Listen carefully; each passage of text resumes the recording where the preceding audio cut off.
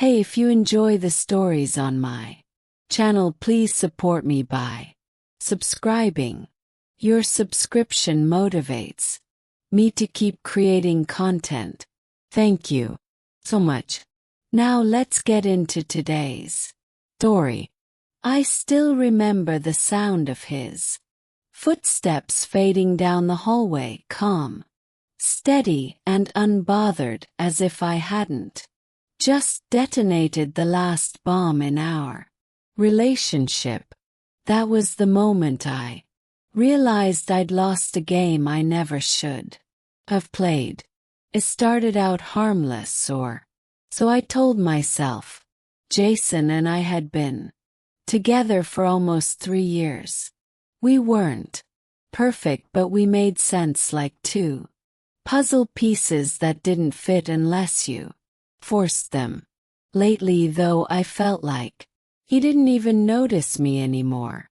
He worked late, forgot little things like our monthly wine and movie nights, and stopped complimenting me like he used.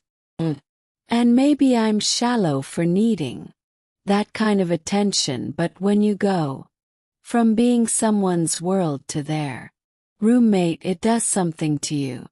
That's when I made the stupidest decision of my life.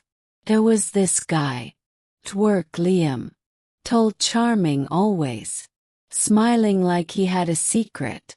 He wasn't exactly my type, but he noticed me every day. The way he complimented my hair, remembered my coffee order, even laughed my dumb jokes. It made me feel wanted, desired, alive. So I did what any emotionally unbalanced girlfriend would do. I leaned into it. Started mull.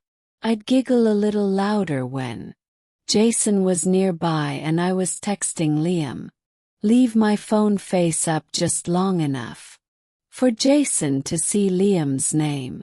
One night, when we were out at a bar with mutual friends, I accidentally brushed Liam's arm a little too long. I wanted Jason to feel what I felt. Ignored. Replaced. He didn't flinch. He never asked who Liam was. He didn't glance twice at my phone. He never got angry or jealous or even curious.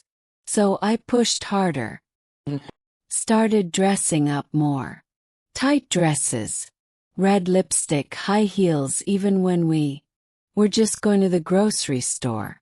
Jason didn't even blink.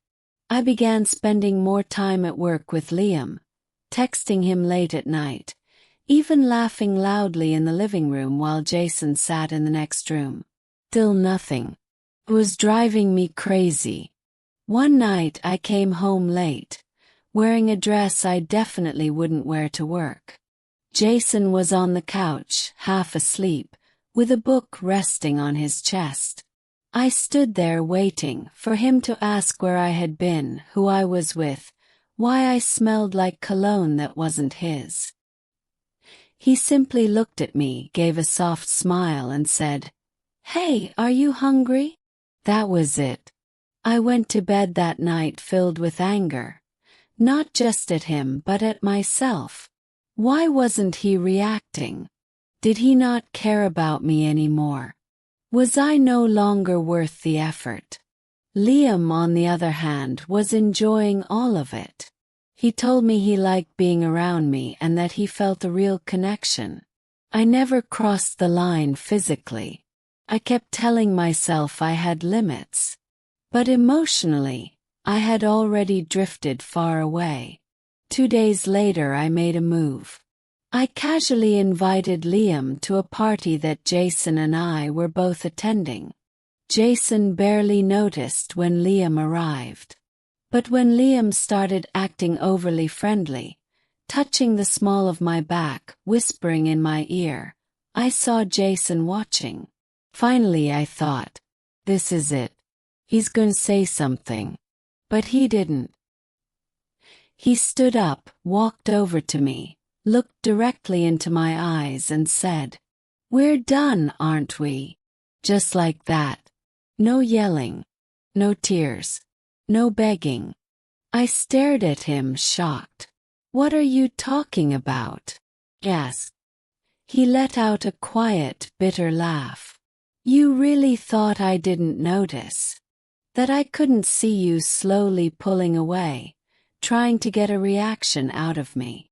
I opened my mouth to speak, but he raised his hand to stop me. I didn't say anything because I didn't want to be that guy. Controlling, possessive. I wanted to believe you'd realize it on your own and come back to me. But you didn't. You chose him. Then he turned around and walked away. That night I sat on our bed for hours, replaying every moment in my mind. Every little plan I had made to make him jealous now felt like a childish outburst. Jason wasn't cold. He wasn't distant. He was heartbroken. And he let me go with quiet strength, because he loved me too much to beg. Liam tried to comfort me, thinking he had one. But I couldn't even look at him the same way. He was just a temporary escape. Jason had been the one thing that stayed, the safe space I destroyed with my own actions. In the following weeks, I tried reaching out through messages. I called, sent messages, even showed up at his place once. He never replied, and I understood why. I hadn't just broken his heart. I had made a joke out of it. I turned our love into a game. And then acted surprised when I lost. It's been a year now. I saw him by chance last month in a bookstore. He looked good, happier. There was a woman with him. She laughed at something he said, and I swear, the way he looked at her, it was the same way he used to look at me, before I destroyed everything. He saw me, nodded politely, and turned back to her. No bitterness, no anger, just peace. And honestly, that's what haunts me the most. I tried so hard to make him jealous. But he never looked back. I stood there in that bookstore, holding a book I had no intention of buying, my heart pounding in my chest. I had imagined so many different versions of our reunion. Ones where he was still hurt, still angry, maybe even still in love. I never pictured peace. I never imagined I'd be the only one still clinging to the ruins. The woman with him was beautiful, not in a flashy or obvious way, but in a gentle, warm way. She had a calm, kind energy, the complete opposite of me. She didn't need red lipstick or high heels to get his attention. Jason leaned into her like he was pulled by her gravity, like being close to her was effortless. And I wondered, had he ever felt that way with me? Or was I always something he had to work to keep? I left without saying anything. I didn't want to disturb whatever peace he had found. But when I got home, I collapsed onto the couch and cried harder than I ever had, even during our breakup, because it finally hit me. He wasn't coming back. I had pushed him away, thinking I could pull him back with jealousy. I thought I could control how things would go. Instead, I wrote myself out of his story.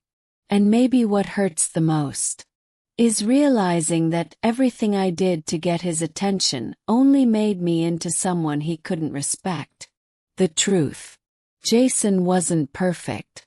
He could be distant, quiet, and yes, sometimes he forgot things. But he was kind. He was loyal. He was dependable. And I mistook that stability for boredom. Looking back now, I understand that all the things I once saw as flaws in our relationship were actually signs that we were moving into something deeper and more lasting. The honeymoon stage had ended, and I panicked. I wanted excitement, sparks, intensity. I confused that desire for a sign that something was wrong. But it wasn't.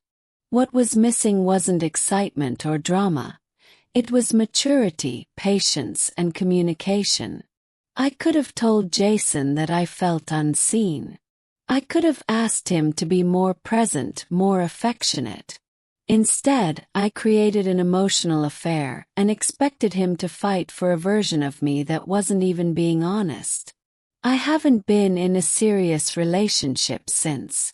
Liam and I faded out within a few weeks. Without the thrill of stolen glances and playful moments, there was nothing real between us. He wanted someone exciting, carefree, maybe a little wild. But I was just empty. A few months ago I started therapy. Not because I want Jason back, though I still dream about him sometimes. But because I want to understand why I destroyed something good just to feel in control. I'm learning how to sit with uncomfortable emotions instead of trying to escape or manipulate my way through them. I've written Jason a letter more times than I can count. But I never send it. What would I even say? I tried to make you jealous, and now I live with the regret. That wouldn't be fair to him. He moved on. He chose peace. And in a strange way. I'm proud of him for that. I think a part of me believed he would chase me no matter what. I thought love meant pushing through anything, even disrespect.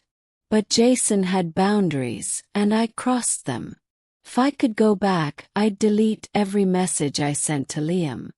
I'd sit Jason down and say, I miss how things used to be. Miss us. Can we fix this? But I can't. So now I live with the lesson. Not every mistake comes with a second chance. Some stay with you forever, etched into your memory, reminding you that love is not a game. And the moment you treat it like one, you've already lost.